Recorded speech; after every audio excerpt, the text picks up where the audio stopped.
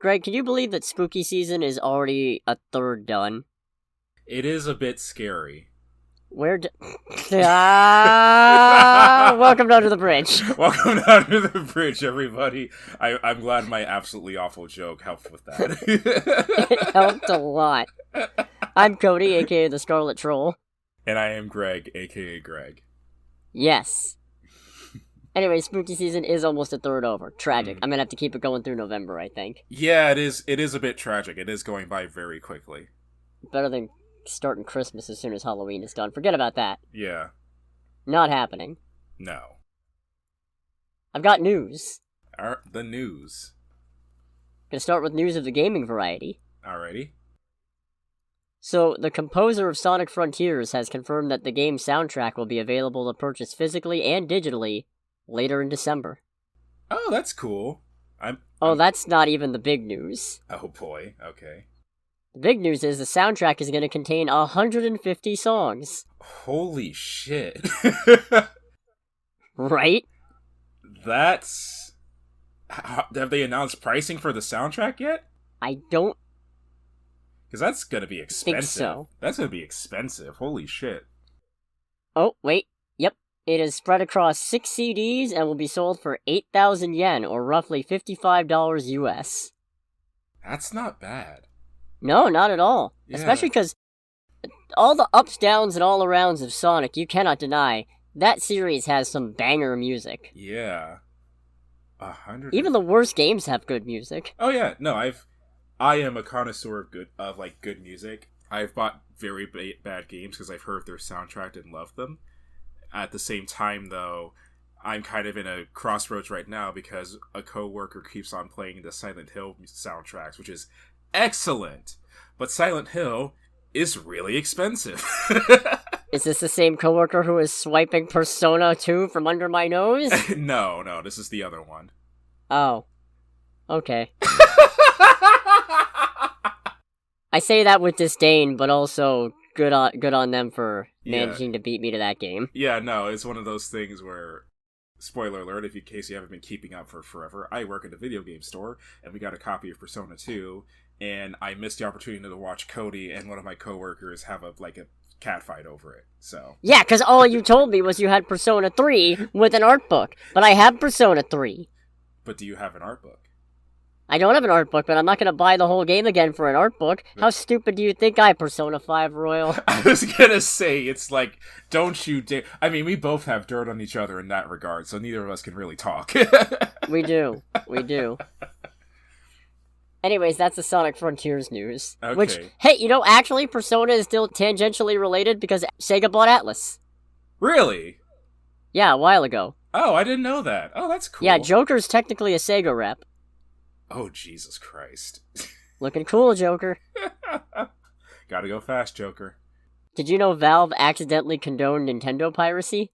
Really? Yeah, so they've been advertising the Steam Deck as a fully capable PC, right? Mm-hmm. And they had to take down a trailer because it showed it running the Nintendo Switch emulator Yuzu. Nice. Right? Let's go. For all your emulator needs. I especially love that because of the fact that the Steam Deck was announced the same day as the Switch OLED. Very good. That is funny. Nintendo just sees that. Should we take it down? I Nintendo would.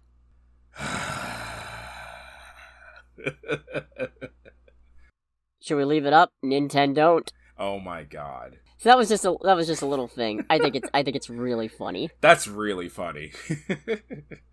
And of course, there's no further indication of the Steam Deck being able to run Yuzu. No. Wait, I mean, I would hope so, considering... Well, I don't know. I'm sure it still can, but they probably don't want to advertise that. I mean, yeah, because it's still piracy at the end of the day, but, considering the capabilities of both consoles, it'd be shocking if it couldn't. And Nintendo's utter aversion to anything resembling a solid eShop. That too. God! They make it so hard to root for them. Why do you hate money?! I mean, not for me. It's very easy for me to root against Nintendo. Oh, well. But I also didn't grow up with Nintendo, so what can you do? That just means you had no childhood. Moving on. Okay. There's gaming news, and there's movie news. Oh, and every boy. so often, you find something that's a bit...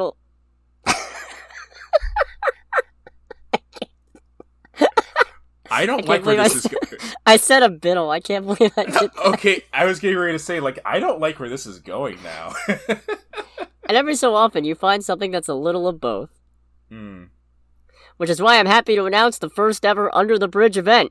A horror movie double feature at Unlimited Video Game Superstore. Oh boy! Yeah, this will be happening Friday, October 28th at the outdoor stage area from 8 p.m. to roughly 11 p.m.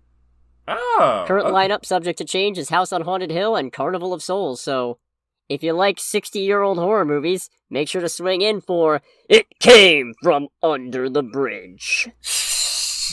Alrighty. And I am quite proud of that title, thank you. As you should be. Also, we have a Facebook page now, so you can follow it there. Yes, follow us on Facebook. Can't believe I'm saying that.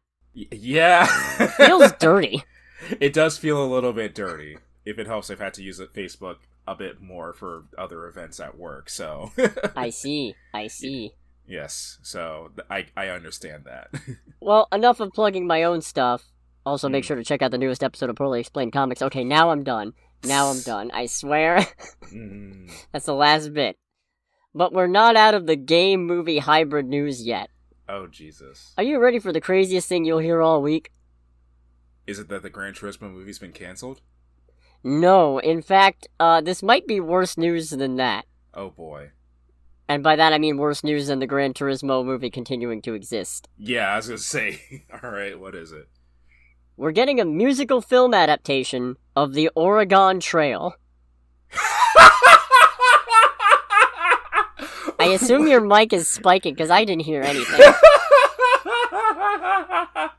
Yes, it was spiking quite significantly. Why? That is you want to know something even better? What? It's from the team behind Lyle Crocodile. Oh, for fuck's sake. Oh, heck yes. Oh, God almighty. Same Okay. directors collaborating with their songwriting team. Is that one gonna have a singing crocodile too? Is Lyle just gonna make a cameo? Is he gonna Can't be imagine. Is he gonna be one of the things that we can take with us on the Oregon Trail? Is there gonna crocodiles aren't really endemic to Oregon. Is there gonna be a thing that pops up halfway through the movie that just is a text box that says Lyle Crocodile died? God damn it. We're off to a great start with this one. We're off to a wonderful start. Even better, no studio is attached yet. Really? It's going to Sony. I mean, you know Sony's gonna be like, yes, this is perfect! It's another This is thing. exactly what we needed! It's gonna be another thing where Sony's just like, hello, fellow kids. Cross it over with Spider-Man! Don't give them ideas. They're crazy enough to try it. Yeah, and that'll make them lose money quicker, and then they'll go under, and then we get Spider-Man back. But at what cost? Yeah, I guess the collapse of another one of the big five is not great. No. Damn it, Sony. An Oregon Trail movie. Musical. Music. God almighty. An Oregon Trail musical movie. I am actually speechless. I mean, I have things I want to say, but none of them are like conducive to anything of value. So this is why I wanted to keep the news from you this week. I might just keep this pattern up if I find anything particularly ridiculous. No, I mean, if it's like every now and again, that's fine. But if it's all the time, it's just going to be torture. Okay, that's fair. I'll save it. You know, maybe there'll be like a bit of news here and there each week that I'll leave off. If anything, it'll be one of those things where it's like, I'm not sending you the news. At least I'll know it's like, okay, be prepared for something stupid. It's gonna be the question of, is Cody withholding something from me this week? Jeez. Alright, let's get into actual movie stuff. Alrighty. Glass Onion is gonna get a 1-week theatrical sneak preview. Really? Yes. I've never heard of Netflix ever doing anything like that. I think they've done that before, but this is interesting because it will be the first Netflix film to debut across all 3 major U.S. theatrical chains of AMC, Regal, and Cinemark. Oh, okay. And it's going to be running from November 23rd to November 29th in about 600 theaters domestically. Hopefully it's one of the ones that are close to us.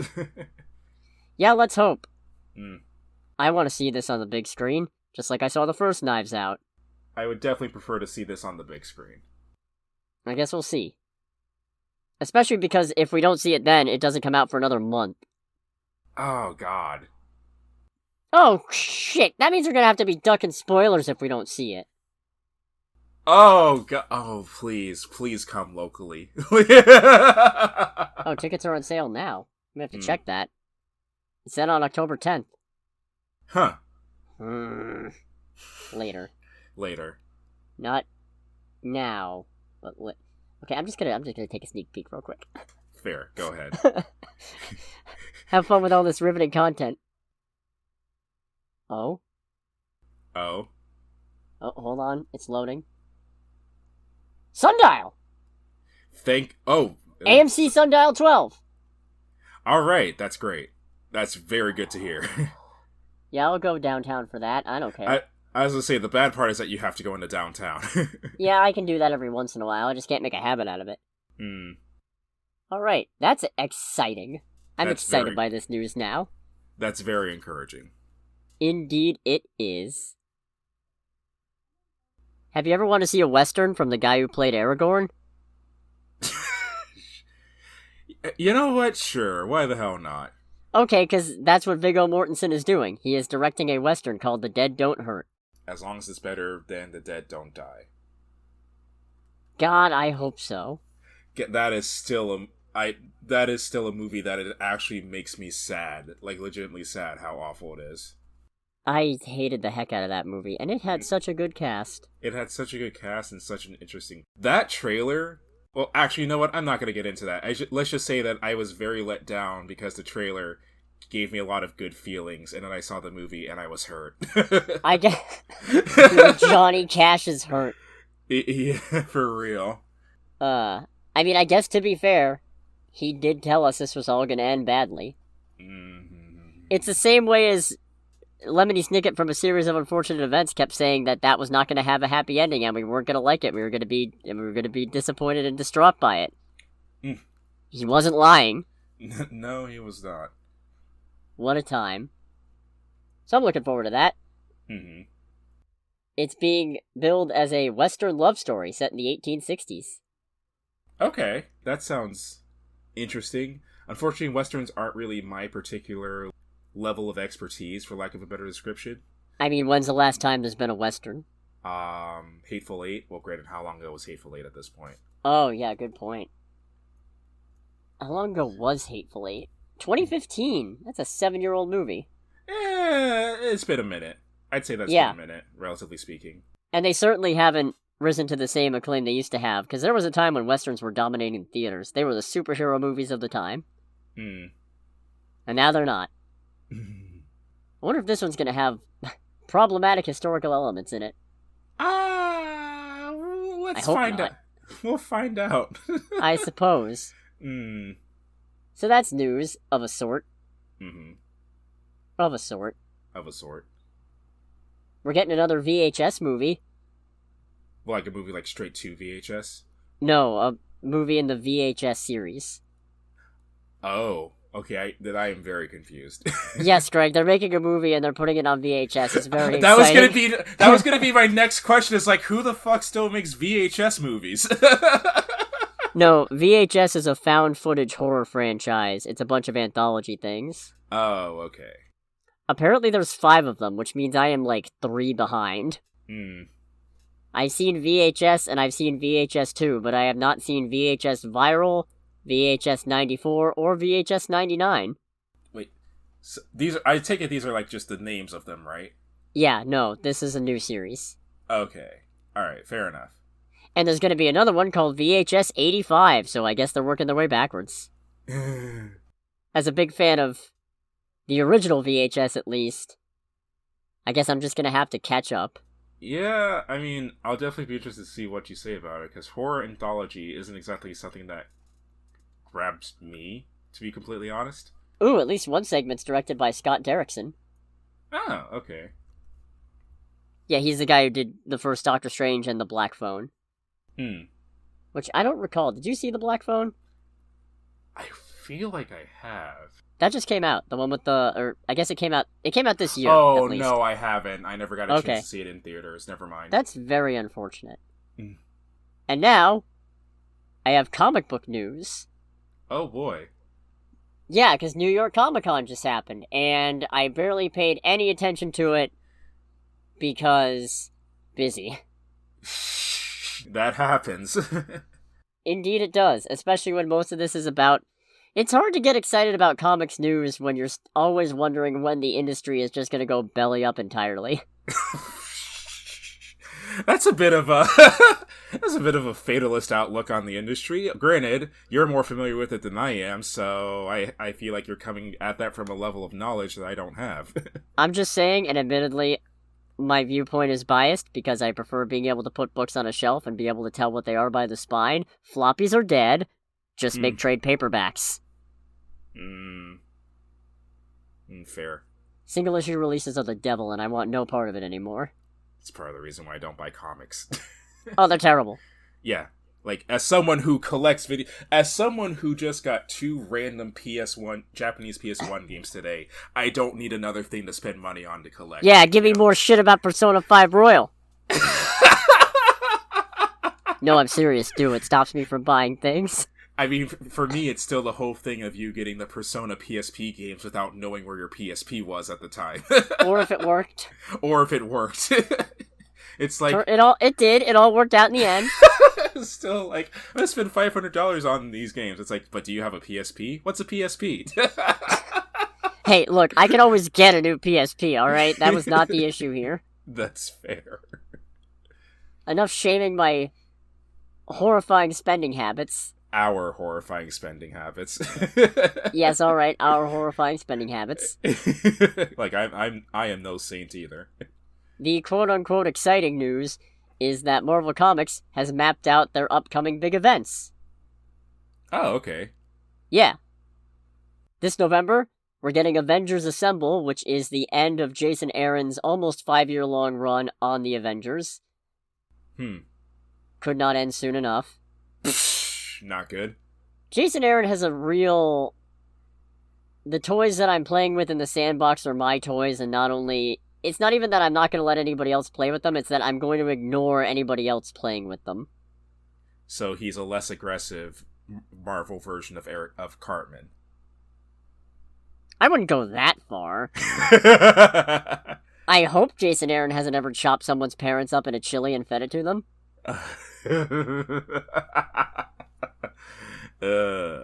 If anybody was going to do that, honestly, I'd think it would be Alan Moore. Oh, Jesus. Maybe Garth Ennis. No, Garth Ennis would just write about somebody doing that. He's just like, I just witnessed someone committing murder and cannibalism. This would be an interesting short story. Something like that. So Avengers Assemble is going to tie together Avengers Forever, which is sort of a multiverse spanning, hey, look at all these weird alternate universe Avengers that are going on. And the Avengers of 1 million BC, which is a cool concept that I wish we got a little more of, but also, god damn it. The Adventures of 1 million BC. Yeah, the idea is there was basically a superhero team defending the Earth from threats back at the time that consisted of Odin, the first Phoenix Force host, at least I think she was the first. She was an early mutant or something. Agamotto, the first Black Panther, the first Iron Fist, Starbrand, who here was basically like Neanderthal Hulk, and this is my favorite part, a Ghost Rider riding a woolly mammoth empowered by Hellfire. Okay, you know what? You told me about that, but it was a thing of like, how does Ghost Rider woolly mammoth? Okay, never mind. It's like, yeah, okay, yep, alright. He's a ghost mammoth rider. I love it. I love that idea so much. Right. I think what's been going on is something multiversal Masters of Evil, something probably Doctor Doom. I've only been loosely following this stuff. I stopped paying attention around the age of Khonshu. Fair. Moon Knight beat up Thor because Mjolnir's made of moon rock. That sounds stupid. It was! It was so horrendously stupid. Sounds really stupid. I'm sorry. There was a lot going on. There was a lot of comic book BS to enable this to happen, but he's like, yeah, it turns out Uru is metal from the first moon, ergo it's moon rocks. Comic book BS. The best This is kind some of BS. Silver Age Rainbow Batman bullshit. Anyways, in December, we're getting Dark Web, which is a Spider-Man X-Men crossover. Okay. It's got Madeline Pryor and Ben Reilly teaming up. The joke is they're both clones. Alright, sure. And it's gonna cross over with Spider-Man, the X-Men, Venom, Miss Marvel, and other characters. Funny enough, this part's really funny to me. So Madeline Pryor, she's a clone of Jean Grey, right? Really? Yes, she's a clone of Jean Grey. Okay. Her name is Goblin Queen.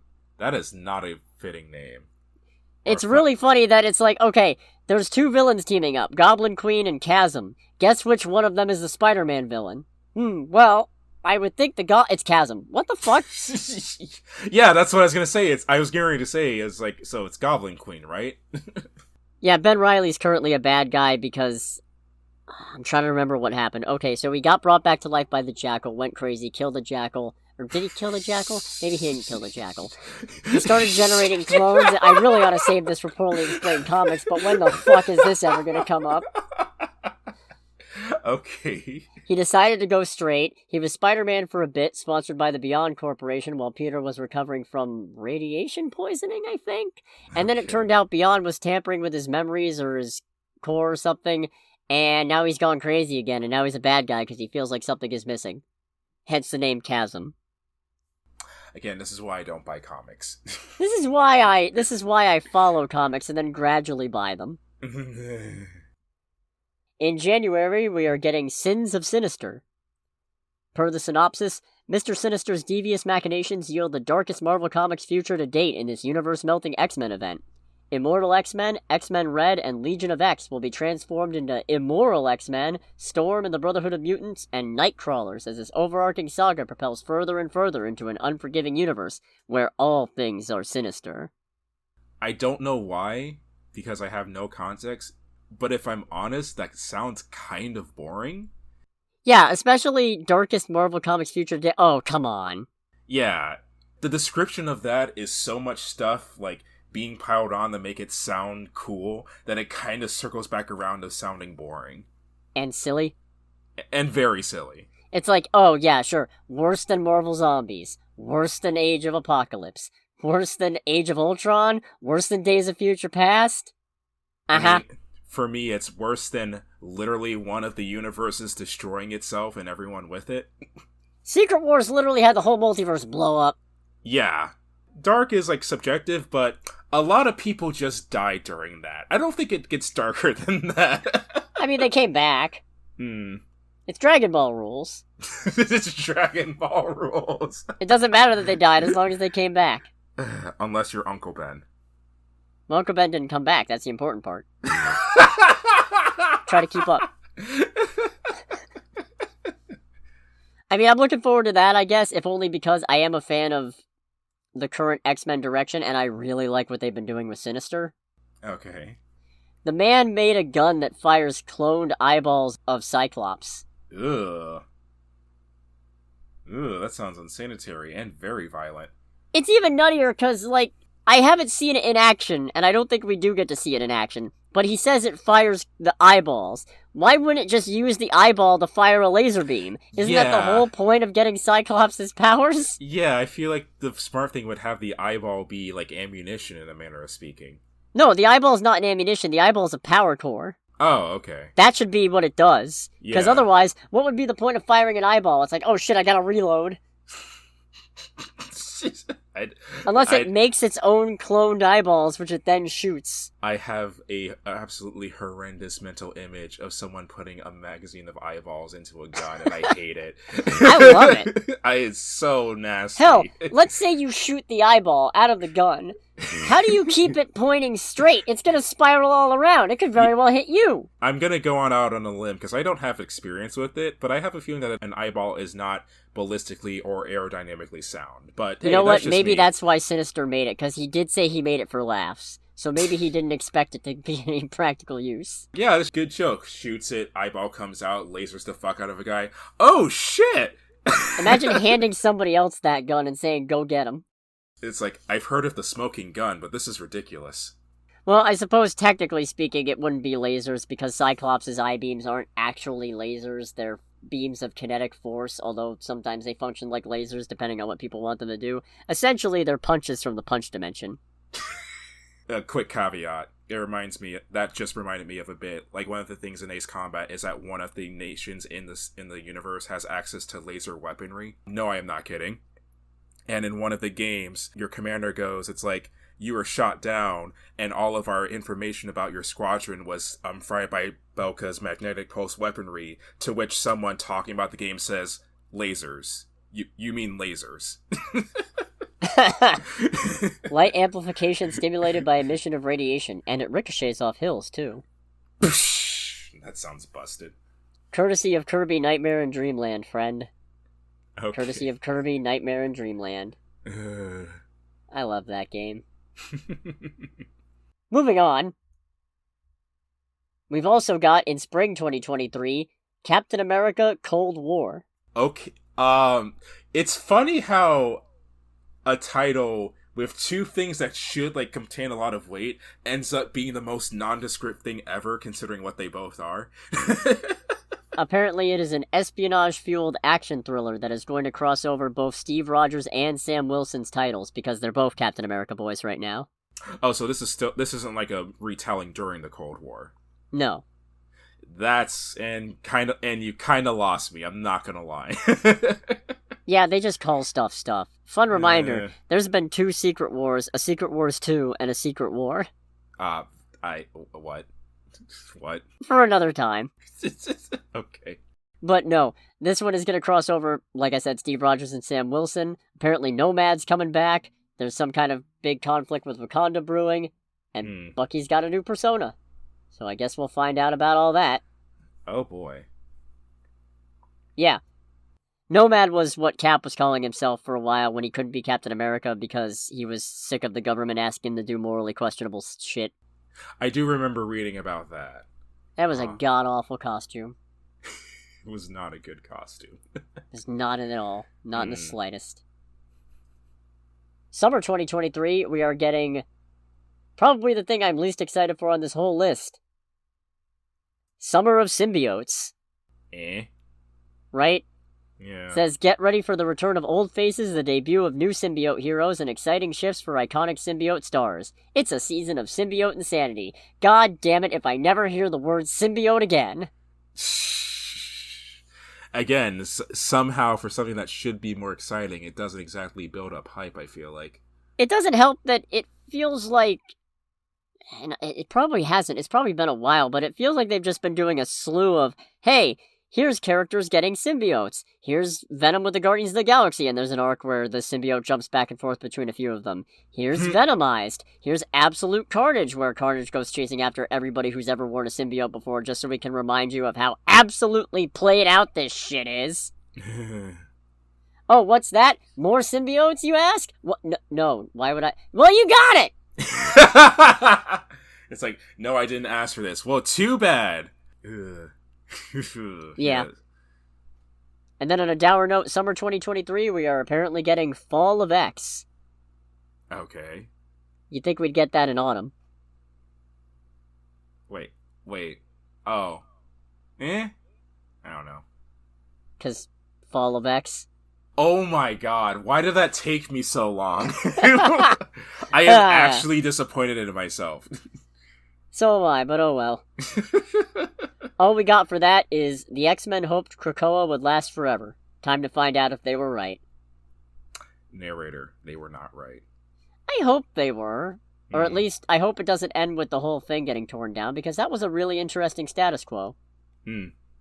But then we did already just lose Magneto, so that might be indicative of another shift happening.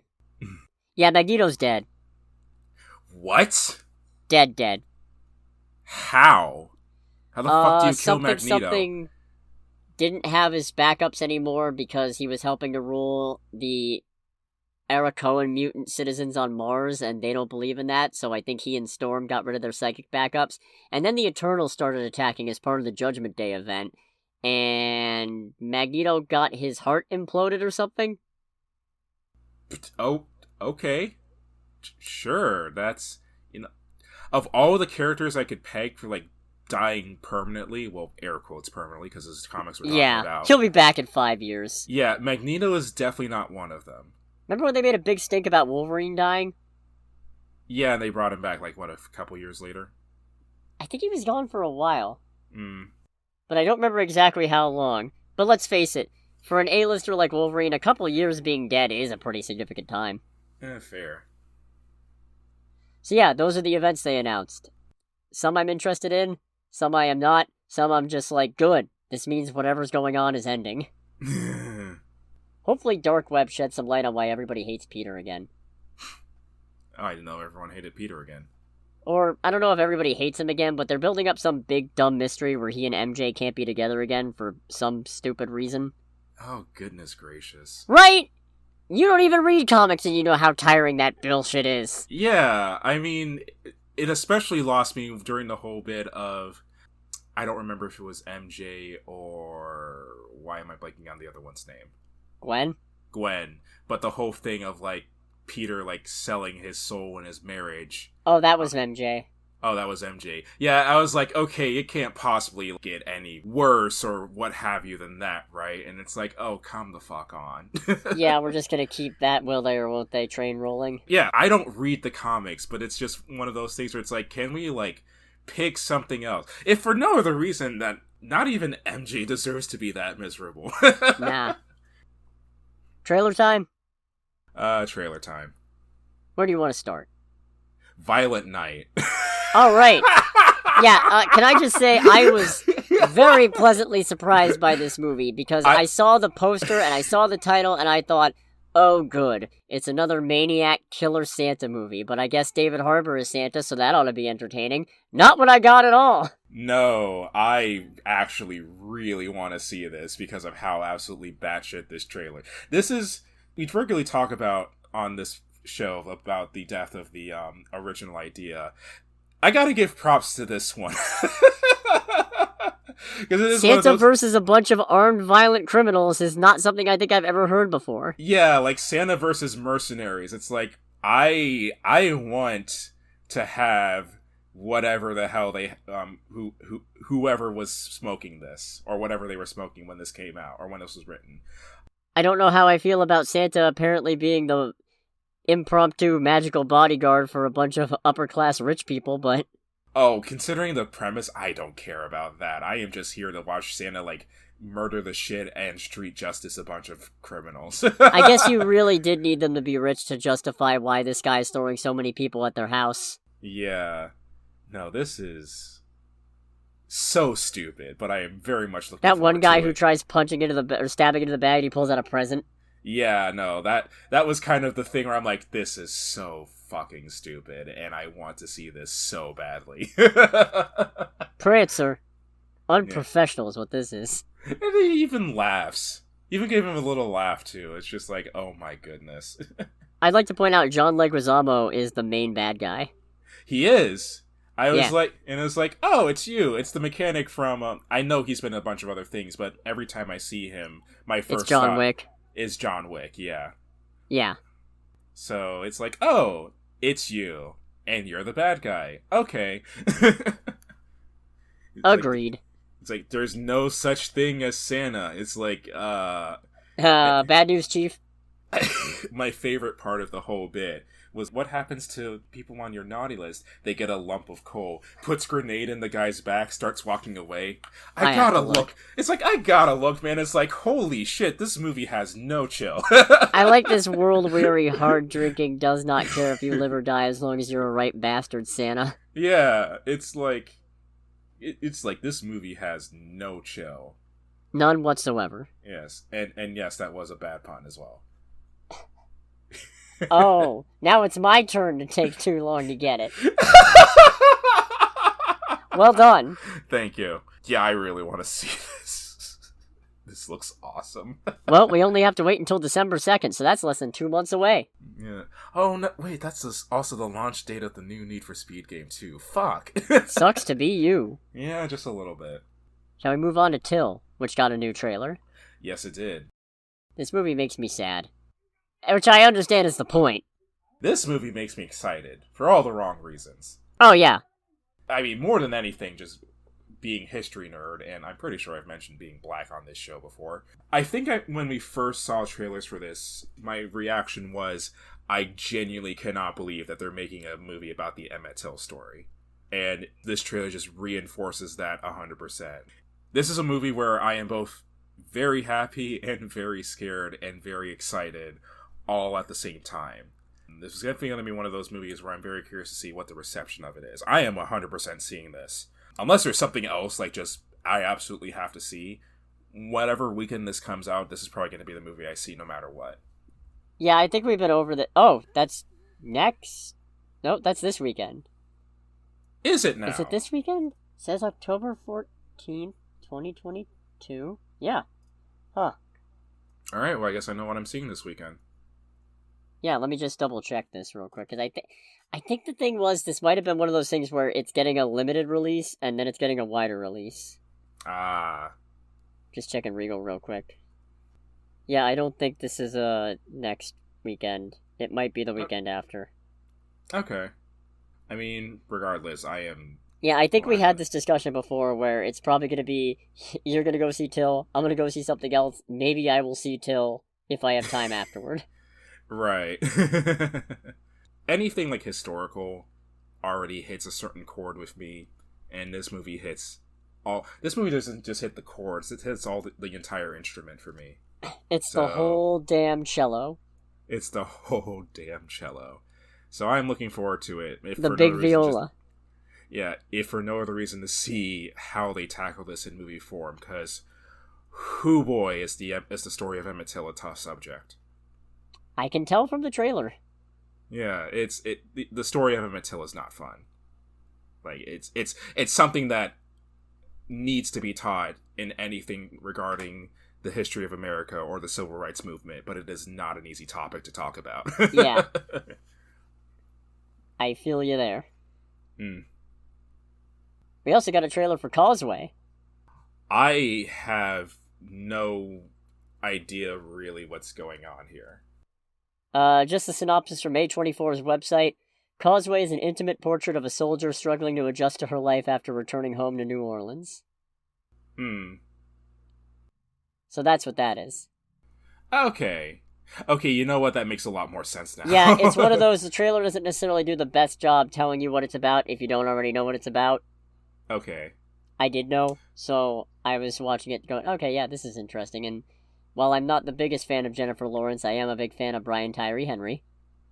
Yeah. Yeah, he's great. He's pretty great.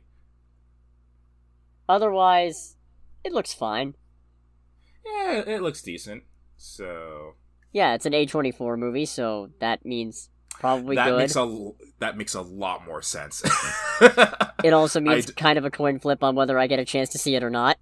Yeah. No, I don't know why... Oh, that's right, because this is an Apple movie. Alright, I don't care anymore. Apparently it's also releasing limitedly in select theaters. I don't know if that's going to include anything near us, but that is why I kept it on the list. Fair. Aside from the fact that I really wanted at least 4. Fair enough. Yeah, it was just kind of a thing. How did I not catch A24 or anything like that? I was like, wait, that's right, this is an Apple movie. Yeah, I kind of checked out. Like, it said A24 before Apple Films, I think. I don't think it did for the trailer I saw. Huh. But I do see that it's an A24 movie, so obviously interested in it from that logo alone, but still. Yeah, I feel that. And bringing it all the way back to video games, we got a Super Mario Bros. Movie trailer. This is really dark. I don't even know if dark's the right word, but it goes harder than it has any right to. Yeah, like, during the whole bit where Bowser is just burning down the castle to get to the star, I was just like, holy shit, what the fuck is this? This is like...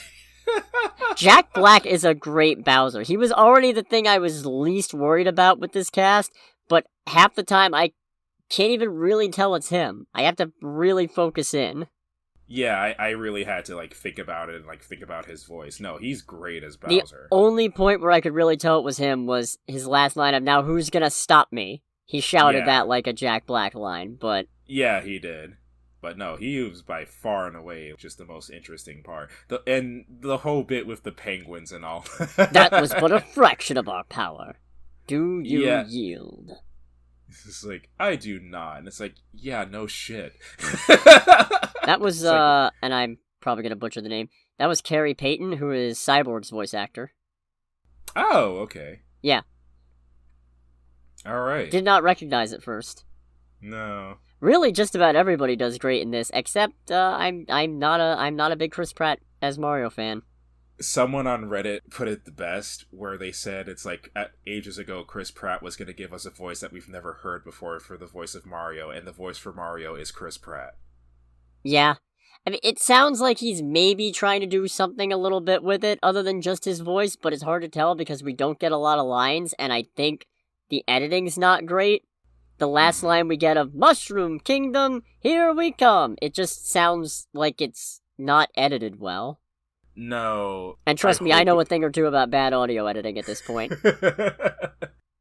Thanks for listening! I hope it's just that.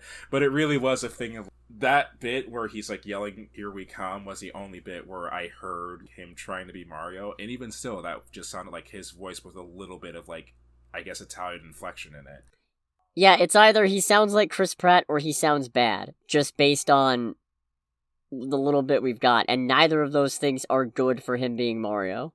No. However, me and my boss, we both watched the trailer, and given that Mario kind of, like, gets teleported in and just looks around and goes, "Where am I?" we're thinking that Mario got isekai'd into the universe. Oh yeah, I mean, I think that was the original explanation for what Mario was doing in the Mushroom Kingdom anyway. He's supposed to be a plumber from Brooklyn. I never knew that.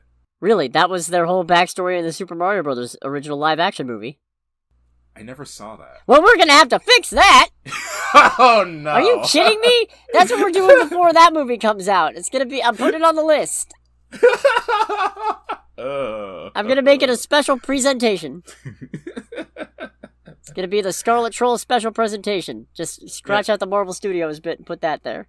Or more accurately, I don't think I've seen that movie in full. Now that I think about it, I think I've seen a couple clips of it. But we're still gonna have to fix that. Yeah. Anyways, I am kind of looking forward to this movie, but I'd be lying if I said that the Chris Pratt Mario thing is not potentially a deal breaker. I still want to see it, but at this point, I'm not expecting, like, great things. It's... The feeling I got after the trailer was kind of like the feeling that I got to a certain degree, but not to a significant of degree when I was watching episode 9 in theaters of Star Wars. Oh dear. Yeah, and the whole thing of like, alright, how's this gonna go? How are they gonna explain this massive plot point? Just in the opening crawl, Palpatine has returned. It's like, there it goes. Alright, there it goes. No expectations whatsoever. Yep, and it's not quite to that level, because that's just a level of, like, bad that hasn't quite been, like, achieved, like, since, for me at least. But it is kind of one of those things where it's like, you know, if that's what we're gonna get, I think I'm gonna have a little bit of an easier time with this movie. Alright. I don't know, I still want to see it. Like, out of morbid curiosity, if nothing else. Morbius curiosity? No. Okay. Absolutely not. That meme needs to stay dead. Like Morbius's box office run? Second box office run. I'm glad we're friends. I'm glad we're friends. Hey, speaking of box office... Is it time? It is time for this weekend's box office. I love these segues. They're so good. Well done me. Thank you. I'm very proud of it. You should be. Anyways, enough building up my own self-esteem. Aww. Time to answer the age-old question that we started a few weeks ago. Did we see the number one movie at the domestic box office? And the answer is, I did last week. That's because it's still Smile. Oh boy. At 18.4 million domestically this weekend, it is at a 50.7 million domestic total for $92.3 million worldwide. Second place, Lyle Lyle Crocodile, at 11.4 million domestically for that same total. I don't have any international information for it yet. Third place, Amsterdam, at 6.4 million domestically for a 9.7 million worldwide total. That's not great. No, it's not. Fourth place, The Woman King, with $5.1 million domestic for a $54 million domestic total and $64 million worldwide. And in fifth place, Don't Worry Darling, with a $3.5 million domestic weekend for $38.4 million total domestically and $69.3 million worldwide. So that's a slow weekend.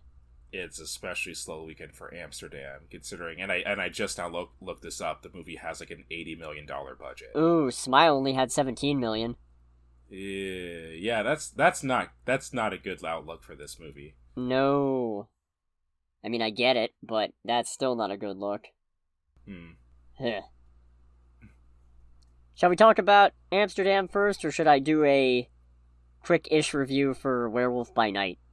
Quickish review of Werewolf by Night. Alright, I love this so much. I'm very happy to hear that. I love Werewolf by Night so much. I'm happy to hear that, because again, zero frame of reference. Well, if you want a better frame of reference for Werewolf by Night, make sure to check out the latest episode of Poorly Explained Comics, Marvel's Monster Mash, now on YouTube. Yeah, but no, I was very much looking forward to what you said about it, because that was going to dictate if I actually sit down and watch it.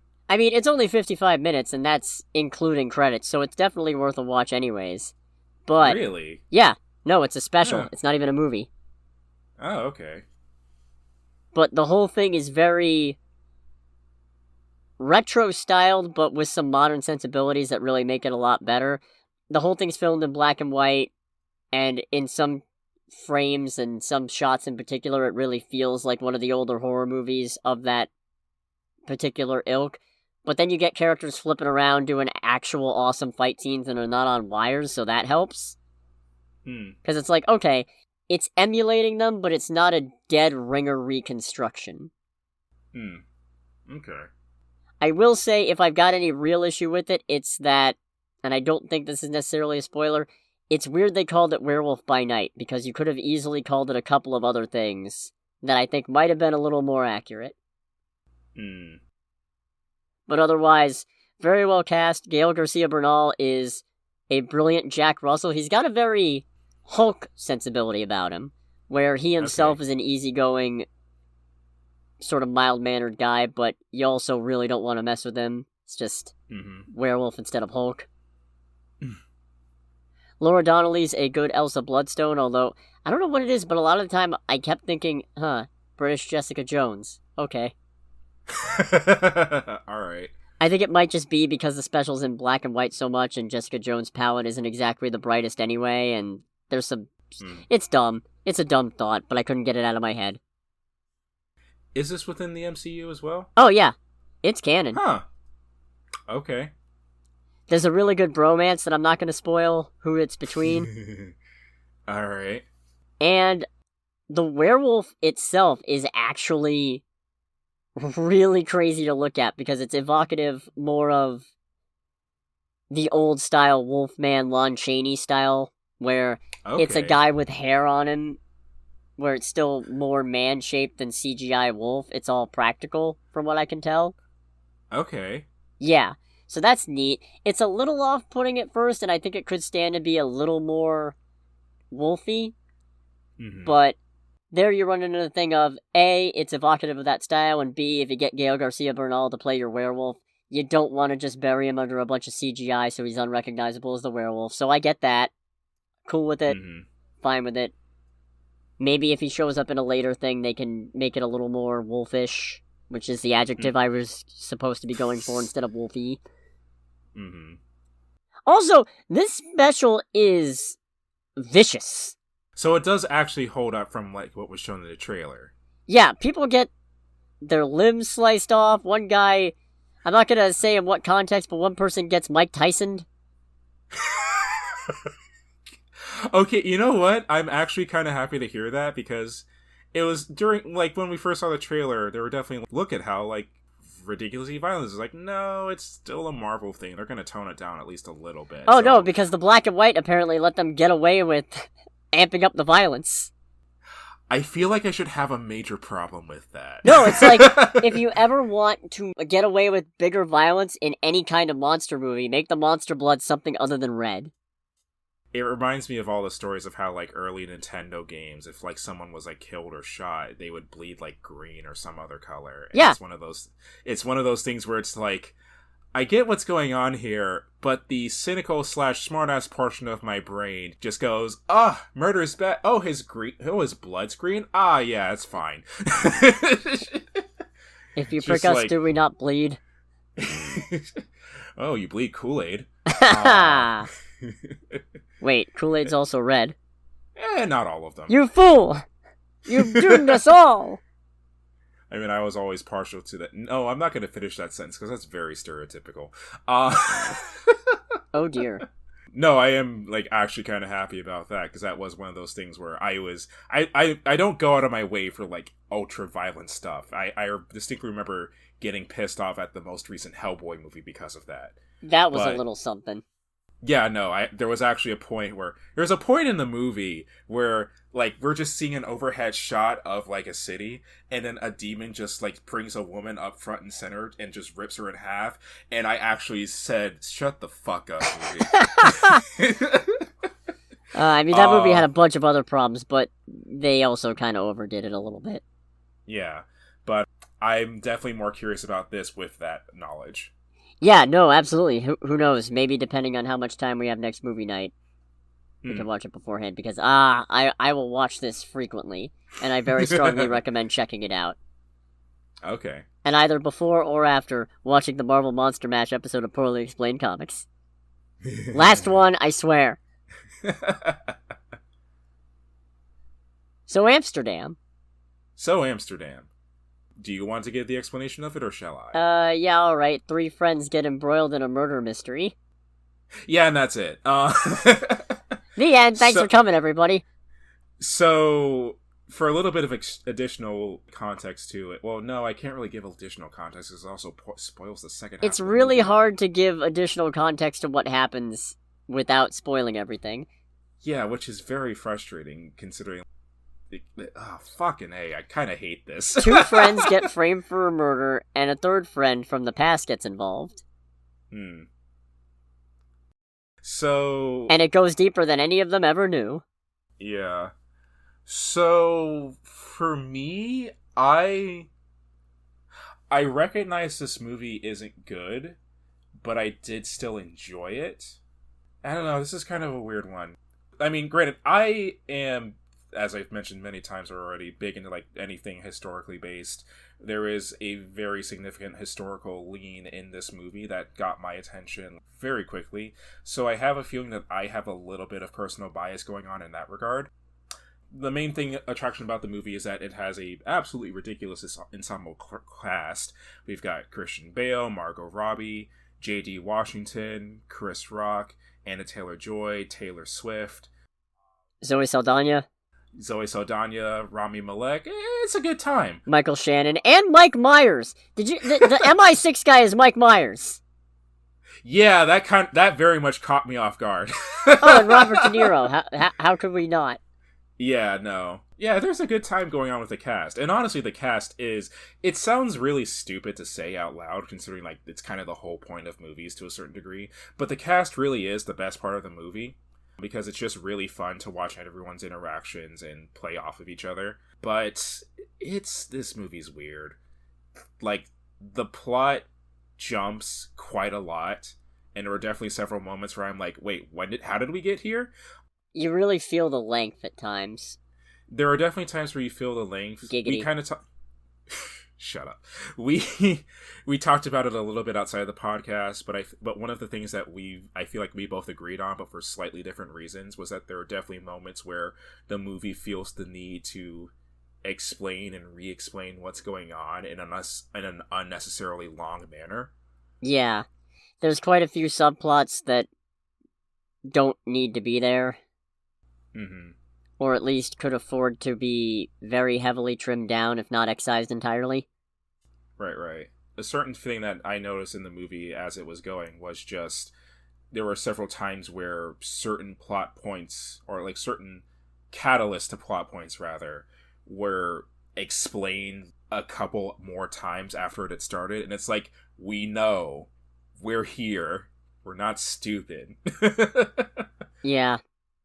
And there's a few points where it feels like something that should be easy to clear up is just not, so that way you can keep your wheels spinning and keep the movie going a bit longer and add in some extra stuff. It's one of those, in a better movie, you wouldn't notice that's what's happening. Because it would be engaging enough that you don't see the stitching, essentially. But in this one, you can kind of see the cracks, and you can see where they're filling them in here and there, and it's a little disappointing that it's not engaging enough that you don't see it, essentially. I have to make sure. Are you making accidental puns right now? No, did I make a pun? Well, considering we're talking about, like, cracks and whatnot, and considering some of the subject matter of the movie... Yeah, I guess. This is another one of those movies where, and this is a stupid thing, but this is just something that always happens to me, is that this is another one of those movies where I don't realize that Margot Robbie is one of the main people until, like, we get to the end. It's like, by the way, Margot Robbie's in it. Really? Yeah, I don't know what it is. What other movie did you get hit with that? Pretty much all the things that she's been in. She's a phenomenal actress. I love watching her, but it really is just this thing, I don't know why, but every time she's in something, it's like, oh shit, because I've seen her in interviews, and I've seen her in, like, videos, like, talking to people, so it's like, she's a clearly very recognizable person, but, like, in Once Upon a Time in Hollywood, although it's not quite as bad there, and, I swear to God, if you say Suicide Squad, I swear to fucking God. No, not Suicide Squad, okay. But Birds of Prey, or at least when she was first introduced as Harley Quinn, there are just so many times where it's like, I know you're Margot Robbie, but for whatever reason, you don't look like it in both how you look and definitely how you act. I would say that's a compliment more than anything else, because it does show just how fantastic her range is. Yeah, I'd say that's definitely a feather in the cap that multiple times you have not been able to figure out that it was more... You know what? I guess that's me and Storm Reed. Because she has been in so many things that I have seen, and it took me forever to connect the dots and realize that was all the same person. Yeah. Oh, I remember the one that made me laugh when you told me about it was the post-credits scene in Doctor Strange 2, where I forget who it is she's playing, but you were like, oh yeah, that's Margot Robbie. It's like, what? How did I miss that? That was Charlize Theron. Oh, that was Charlize Theron. What the Well, I'm just stupid. Anyway. In any case, I like this movie, but I don't think it's a good movie. Yeah, it's a little too repetitive. It's a little too self-important. It does that thing where it tries to spin it as more factual than it actually is right at the start, and that does not sit well with me.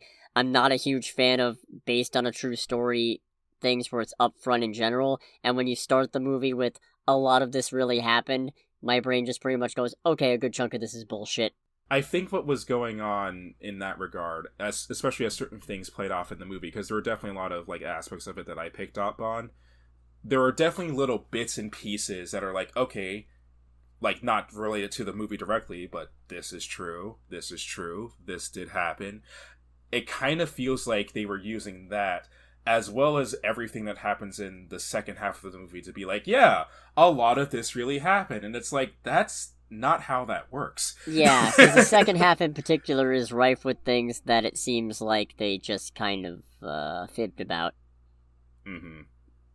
But we'll get into that, I suppose. Do we got anything else that's not spoilery? Not for me, personally. I don't think I have anything either. So if you don't want to get spoiled on Amsterdam, make sure to step away in 3, 2, 1. This movie is a retelling of one of the most, like, obscure bits of historical political conspiracy in the U.S., and it's one of those things where I feel like I should be more into it than I ended up being, because the story is based heavily on the business plot, which, long story short on that, is that a U.S. Marine alleged that several high-ranking members in like America's economic sphere at the time were basically trying to overthrow the government because they were inspired by the Nazis. Which, one of the things with this movie that I very much picked up on, even though it, to a certain degree, like, this is based in historical like events, is that this is very much a commentary on what's going on right now, isn't it? Yeah, and I understand wanting to tell that and having it be important, but it's a lot of this really happened for me that makes that particular point a sticking point for me. It's like, oh, that just feels like historical revisionism when you do that. Because don't get me wrong, 100%, everybody involved with the business plot was inspired by the fascist movements that were going on in Europe at the time. However, no actual connection to Nazis, as far as I know. Which this movie then alleged, oh yeah, this whole thing was a Nazi-affiliated plot. It's like, no. Yeah. No, this whole shit is bad enough without you attaching the fucking Nazis to it. For fuck's sake. One of the things that kind of bugged me with it in that regard is during, like, the last little bit of the movie, because I feel like that was a moment when the people who were making the movie just went, okay, we have to make sure we make the connection clear because our audience is stupid. And that was during the little bit where they're starting the speech in the last bit, and there are literal American Nazis in the theater. And then Robert De Niro's character just goes, all of you gentlemen who are yelling at me in German, you are cowards. I'm like, oh, come on, we're not that stupid. I wouldn't hate that part if not for drawing a direct line between the conspiracy and the Nazis. Like, if it happened that those people were there anyway, it would feel a little disconnected, but honestly, I think also a little more realistic. Mm-hmm. Sometimes there could be two completely different, separate, terrible movements of people. And they don't all have to be linked to one singular evil. Yeah, it's one of those things where I will fully acknowledge I have to do more reading on the business plot and also on Marine Corps Major General Smedley Butler, because for me, like, I'll be honest, I wasn't really aware of this until I saw this movie, and especially during the last bit where they show Robert De Niro and the general side by side giving their testimony to Congress. I was like, oh, this really happened. That's kind of cool. And then I realized, wait, this is the only bit of things that's actually, like, 100% fully based in historical events, isn't it? And that's kind of where the whole, like, a lot of this really happened fell apart for me. Yeah. Let's see, what else was there? Especially near the end, the movie got really flowery and really... I don't know the best way to put it. Mm-hmm. It's where the film's self-importance comes to its absolute zenith. Right. I suppose. And going, yeah. Some of the characters are borderline precognizant with all the winking they're doing it. Haha, World War II. Haha, World War II. Yeah, and I hate to say it, but during the bit where they confront the what are they called? Like the Congress of Five or something like that. Committee of the Five. The Committee of the Five, where they like bust them at the very end, and Robert De Niro just goes, "We've like soiled your little plot for at least a few more decades." It's like, oh, that's cute. Not since The King's Man have I seen a movie sequel bait so hard for World War II. Yeah, no. Which, I don't know. It's... God. I will say, kind of sticking with the historical side, the bits that covered the First World War, I was all for, even though it was definitely very unpleasant. Especially having Chris Rock and J.D. Washington being members of the 369th Regiment, which made me very happy. Which, for those who don't know, the 369th was a detachment of the New York National. They were nicknamed the Harlem Hellfighters. They were an all-black regiment in World War I, and they were the only American regiment in the entire war to not lose a single inch of land. Nice. Yeah, like, they're very, very noteworthy. One of the guys in that regiment has one of the most absolutely insane Medal of Honor citations I've ever read. Oh, boy. Basically, if I remember it correctly, this guy got the Medal of Honor because he was basically like the one guy standing between his buddies and the oncoming Germans. And during a night when he had no ammo, nothing on him except his knife, he went into the German lines and killed 30 German soldiers with his knife. Wow. Oh, is that the guy Dylan Beck was referencing, who he thought John David Washington's character was? Yep. Oh, neat. Yep. Very cool. Yep, no, like, it was a thing where the Germans, like, genuinely feared this unit. And the whole bit of them having French uniforms is also correct. And very frustrating. Yeah, like, there's about that. For anybody who's not historically up on it, there was a bit where that regiment had to wear French uniforms because nobody wanted them wearing American uniforms. Oh, it's worse than that. What happened is that, and I could go on about this because it's one of my favorite subjects, when the Black Division showed up to the front lines in World War I, the U.S. Army literally gave us away. We were literally like given on loan to the French military because they didn't want black soldiers like as part of the U.S. Army because the Army was still segregated at that point. Jesus. Literally to the point where when black soldiers were loaned to the French military, they also gave them, and I am not making this up, we gave the French military pamphlets on how to handle black soldiers. What the fuck? Yeah, to which the French immediately saw that, threw it away, and said, fuck this shit, we need people with guns. We don't care where you come from. As long as you shoot Germans, you are our friends. Alright, I like it. Yeah, no, like the French were basically at a point where it's like, we need anybody we can get, and the black soldiers are like, we'll be anywhere that we don't get shit on for the color of our skin. But no, the whole thing of them having French uniforms is historically based. So that part made me very happy. Those bits made me very happy because that did satisfy the nerd part of my brain. Kind of going back to like one point I made earlier, this movie does feel like it jumps around a lot. The two portions that it got me were the bit was when we're first introduced to Margot Robbie and how she switches from a French nurse helping like wounded soldiers to just being like, oh, do you want something to drink? In a very American accent. It's like, you speak English? And I was just sitting there like, wait, I'm sorry, did I miss something just now? Where the fuck did this come from? That whole part where everybody's rallying behind her in French is great. That part is great. Everything about that was great, but the transition is like just was very jarring. But even though it was a wonderful scene, although that kind of introduces the first little bit of the movie being repetitive, when it gets to the whole thing of them asking God knows how many times, what are you doing with the metal you from took our from our bodies? Yeah. Yeah. That one line comes up so many times in a very short span, and it's one of those things that once you become aware that it's happening, it's immensely irritating. Yeah, just the whole bit of, I can only tell you if I trade you, or what do we have to trade? Something equally beautiful. And then they have that whole exchange again because Christian Bale's character comes in. My God. Yeah, that was, and that's the start of it, but it's every other instance of it is not fun. It's a little. You know what? rating. There was one instance that I liked, and it's Margot Robbie's character saying, "But the dream repeats itself because it forgets itself, so it repeats itself." That was one where I was like, "That is a very true statement." That one hit me. That one felt way better than most other uses of repetition in this movie. Yeah, that one hit me as well. And I think it's because it's used relatively sparingly. I think maybe it came up a little bit later when they meet back up with her and she said something like, I told you that was a good part of the dream or something. But otherwise, it wasn't as incessant. Yeah, no. And then the second bit was when they're kind of, for me, as like the movie kind of switching gears without letting me fasten my seatbelt, proverbially speaking, was when they kind of like discuss what they've seen and whatnot, and it just goes to, we have to stop these guys before they overthrow our government. And I'm like, wait, where did this come from?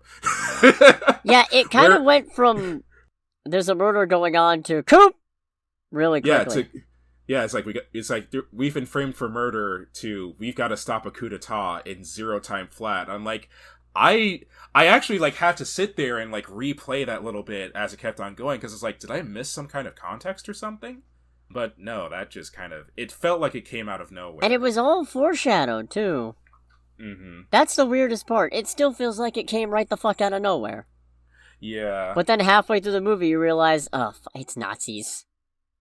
Yeah, the movie's very on the nose about it. And by very on the nose, I mean, we see Rami Malek's front lawn have the swastika cut into it. And again, that's one of those things where that would be fine if you weren't alleging that a lot of this happened, which makes it all the more glaring when things didn't.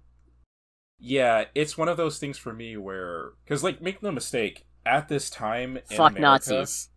Well, fuck Nazis first and foremost, and that should be just a permanent rule from here on out. Yeah. But it's one of those things where it's like, at this time in America, there was a actually pretty substantial American Nazi party, but not quite to the point that this movie tries to make up. It kind of bugged me, especially when they say it was like we were like highly inspired by like everything like Hitler and Mussolini are doing, which if they're trying to draw parallels to that, it's worth noting as well that Hitler wanted absolutely nothing to do with the American Nazi Party. He basically thought they were a bunch of amateurs, which I personally find hilarious. Kind of going back to Rami Malek's lawn, this was actually kind of a thing where I got disappointed by the climax of the movie, because it's like, hey, Rami Malek's in here! And he's not a bad guy. Yeah, it had me fooled for a bit too. and then the end of the movie comes where we find out that he's one of the conspirators. It's like, ah, shit. It actually had me fooled right up until the reunion gala where they started being suspicious. Yeah, and it's just like, come on, man. I'm honestly surprised Anya Taylor-Joy apparently was not faking her adoration for Robert De Niro's character. That was funny. That's very funny. It was also a little weird and creepy, but... Yeah, it was very creepy, but it was very funny. No, also honestly, funny. When you mentioned it, I did kind of replay her bits. It's like, you know what? Yeah, I think she was definitely one of the better... Everyone in this cast does a good job of what they have to work with, but Anya Taylor-Joy was very fun to watch. In a, I very much hope somebody punches you in the face kind of way. Yeah, it's kind of a reverse Amanda Waller for me. Because I remember, like, when we first saw the first Suicide Squad, I remember leaning over to you. It's like, I hate this woman. She needs to die. And you're like, yeah, that's her character. That is what Amanda Waller does. Yeah, and it's like, it's kind of that, but not quite as aggressive and not completely based in evil. Okay, did the movie... You know what? Speaking of wanting to see somebody get punched in the face, but to a more extreme extent, did the movie fool you into thinking that Margot Robbie actually shot them? Yes, it did. Because it got me. I'll give it that. It fucking got me. I thought she shot Rami Malek and Anya Taylor-Joy. Yeah, and it's a thing of like, you've ruined all this investigation. It's like, they're still standing and breathing. What the fuck are you talking about? And then it turns out it was a dream sequence. Like, oh, okay. I did very much enjoy when they're just like, Valerie, what's going on? I was like, oh, I'm just imagining shooting my brother in the face. Yeah. I think I started cluing in a little bit when Anya Taylor-Joy's character is complaining about, look what you did to my face, and I'm thinking, you should be dead. Yeah, you should 100% be Or dead. at the very least, you should be, like, on the floor writhing in pain, I think. Yeah. And then it snaps back, it's like, oh, okay, neat. I will say, when that happened, I thought to myself, I was like, okay, are we sure that all of your hallucinations were done by this medicine? Probably still working it out of her system. Probably. The main example of what I think is a subplot that didn't need to be in here. Mm-hmm. Bert and Irma. Mm-hmm. Oh, yeah. On the one hand, Bert's marital problems are an important subplot in defining his choices at the end, but I also feel like you didn't need to introduce another woman for it to happen. Yeah, no. That wasn't needed. And actually, I kind of have a bit of an other side problem with that, because it's one of those things where it's like, okay, if you're going to introduce her, you need to do more with her, because after the bit where they're in the office and they kiss each other, as far as I remember, we don't see her again until the end of the movie. Yeah, that romance is only there, so it's like, don't worry, Bert has another option after he and Beatrice break things off, and it's like, you could have just not. Yeah, no. It could have been just enough to know that he's free of somebody who doesn't actually love him. Yeah. No, that was kind of a... Because that subplot was good. I like that a lot. Yeah, that subplot was fun, and it definitely made... In a heartbreaking way. And it's a very heartbreaking way, but it definitely made her, Christian Bale's character, like, much more human. I will admit, seeing Taylor Swift get fucking murdered, like, caught me off guard very quickly. I did not expect that. I did not expect that at all. That was very much a case of, oh. Okay. I guess Taylor Swift is not a main character. Yeah, it is. And just the way they show her getting murdered is like, no, chill. I suppose that's the upside of having an all-star cast like this. It's hard to go, okay, you're probably going to live because you're a big-name actor. Yeah, I know. Let's see, what else was there? I know that, nerding out about his history stuff aside, I know that there was more that I wanted to talk about, like, with this. The reunion itself was an impressive affair. The reunion was cool. Yeah, that was very neat. And it's really nice to see how much they all mean to each other. Yeah, you know what? That is actually kind of the best part of the movie for me, is that the three of them really do just have the cutest friendship. Oh, I meant the whole... them and all their friends. Oh, yeah, that too. But yeah, those three in particular, it's really sweet. The camaraderie is on point. Yeah, Christian Bale, Margot Robbie, and Washington all have great chemistry with each other. It pays off in droves for the whole thing, because it really is just like, they do a great job of showing these aren't just like three people that have been brought together by circumstance. These are truly like three friends who love each other and want to do everything they can to help each other. For whatever reason, I don't feel like in a lot of movies, the sweetness and niceness of such relationships are really like gone into, because it's usually just like more or less implied. And it's hard to, yeah, it's one of those things where that kind of loyalty and that kind of friendship is genuinely difficult to sell. A lot of the times you kind of just have to run off of the characters say they're good friends, so they're good friends. Mm-hmm. But you feel it in this, and you feel it not just in the fact that they enjoy each other's company, but you feel it in the frustration when one of them, like, when Christian Bale feels like John David Washington isn't helping out because he's off with Margot.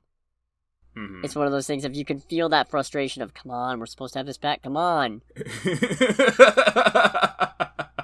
Yeah, that was definitely a moment where I was like, I understand that feeling completely, and I know I've been the cause of that feeling for other people, so... So that's definitely an upside, but on the whole, yeah, the movie is just too long, and it doesn't have enough to say, so it just keeps saying the same things. Yeah. That, and I think this is another one of things where we agree, but for different reasons. The whole bit at the front, though, of it saying a lot of this actually happened, that could have just been eliminated. 100%. And keep everything else, because it's even the bits that actually did happen, but if that was taken out, even though it's such a small change, I think that would have helped a lot in the overall enjoyment of the film. I agree. So I'd say go see it if you've got 2 hours to kill and or are a really big Christian Bale, Robert De Niro, John David Washington, Margot Robbie fan. Chris Rock. Chris Rock I don't think is in the movie enough to really say go see it for Chris Rock. No, he's not. And it's one of those things where it's like, oh, how are they going to utilize Chris Rock? And it's like, and he's there to make the jokes that I would expect of Chris Rock. Okay. But the teensiest bit more old-timey. Mm-hmm. I don't know. I don't think I'd ever really watch this one again. I don't know. I don't think I would watch this again in theaters. This would very much be one where I would have it on my shelf, and it would be kind of like an every now and again type of movie. I can see that. Yeah, but, you know, it's definitely it wouldn't be like the highlight of a collection, that's for sure. Oh, yeah, definitely not. But it's also, like, not bad. I don't know, the movie has 38% Rotten Tomatoes critic rating, and it's like, okay, this movie isn't good, but I wouldn't say it's that bad. I can see it, because that doesn't mean it's a 38% good movie. That means 38% of critics liked it, and I can see that. Because even though we both had a decent time with it, we're both under the agreement that it's not a good movie.